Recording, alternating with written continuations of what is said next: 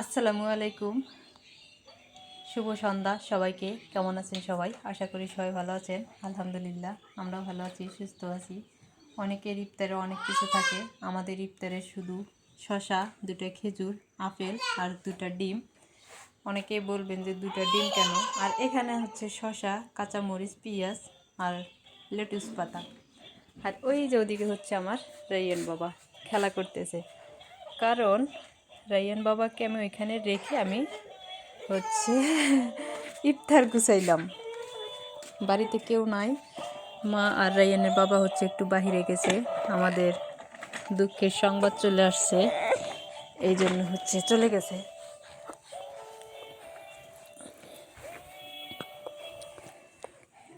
আমাদের ইফতারের আয়োজনে এতটুকুই। আর হ্যাঁ, অনেকেই বলবেন যে এই দুইটা কেন ডিম? আসলে মা আর রায়ানের বাবা রোজা থাকে, আমি থাকি না। একজন বলছিলেন যে বাচ্চা আছে দেখে কি রোজা থাকতে হবে না, এটা কোনো কথা? আসলেই মেয়ে মানুষ বলে কথা, সমস্যা থাকতেই পারে। সব কথা তো আর সব জায়গায় বলা যায় না, না বলেও থাকতে পারি না।